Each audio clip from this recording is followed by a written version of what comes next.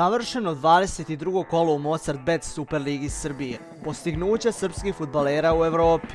Biramo najboljeg srpskog fudbalera u ovoj sedmici.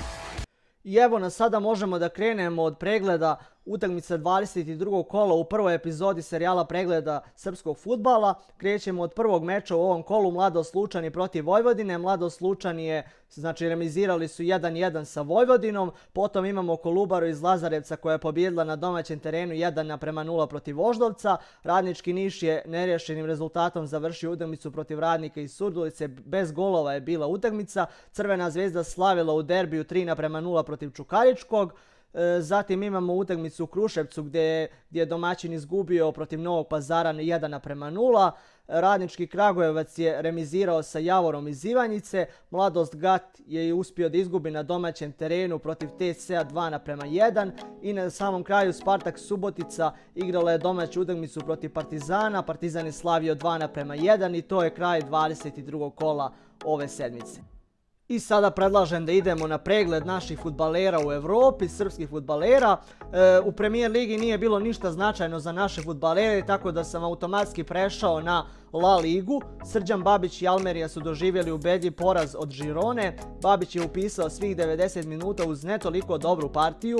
Potom imamo Predraga Rajkovića koji je učestvovao u pobjedi Maljorke nad Villarrealom. Primio je 2 gola, ali njegov tim je ipak uspio da slavi. Darko Brašanac i njegova Osasuna nisu sačuvali mrežu protiv Real Madrida. On je odigrao 72 minuta. Filip Đuričić odigrao čitav duel protiv Bolonje, nije uradio ništa značajno, ali Sampdoria je ipak izgubila.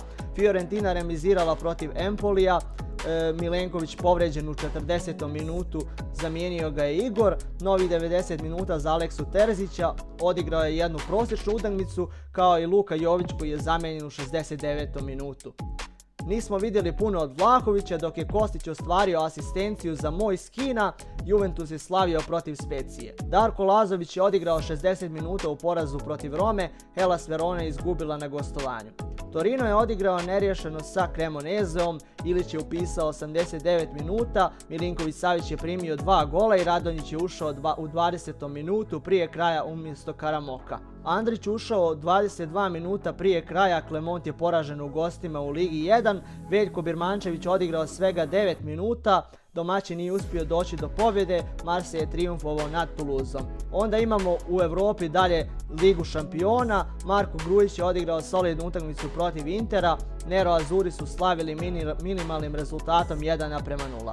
Sevilla uspjela da prođe u dalju fazu Lige Evrope. Naš Marko Dmitrović je primio 2 gola u drugom meču protiv PSV-a, ali je njegova ekipa ipak prošla kroz prvu utakmicu koju je pobijedila 3-0. Kostić i Vlahović su se snašli u meču sa Nantom. Vlahović je upisao asistenciju za Di Mariju, dok je Kostić odigrao 82 minuta i bio vrlo zapažen. Juventus prolazi u dalju fazu. Ajax je ispao od Union Berlina. Dušan Tadić je igrao svih 90 minuta, imao ključnih dodavanja i uticaja na igru, ali nije imao statistički najvažnije parametre, ali ipak njegova ekipa nije uspjela da prođe, bio je rezultat 3-1 u drugoj utakmici. Nemanja Matić učestvovao je u pobjedi nad Salzburgom, Roma je obavila posao, a Matić je bio izvanredan. Potom imamo Nenada Tomovića, upisao novi nastup u Ligi konferencija, ekipa Larnake je prošla, iako nisu bili toliko ubjedljivi. Partizan ispao protiv Šerifa, iako se činilo da Partizan sa prednosti iz prvog meča može lagano pobijediti i drugi meč. Partizan je poveo golom Meniga, potom je Tiraspol se vratio preko penala i 2 pogotka Diopa su odlučila prolaz. Aleksa Terzić je ušao kao zamjena protiv Brage. Fiorentina bez većih problema slavila na domaćem terenu. Za sam kraj ovog videa pripremio sam to da birate najboljeg srpskog fudbalera za ovu sedmicu. Nadam se da će da vam se to svidi i da možete da onako birate raznovrsne igrače koji vam se sviđaju iz domaćeg fudbala ili iz Evrope, naše srpske fudbalere. I nadam se da će da vam se to svidi, taj segment. Imat ćete u komentarima dolje nekoliko mojih onako nominiranih za ovu sedmicu i moći ćete da lajkujete te komentare i moći ćete također da glasate svog najboljeg srpskog fudbalera. I eto, vidimo se u nekim od narednih videa. Sportski pozdrav!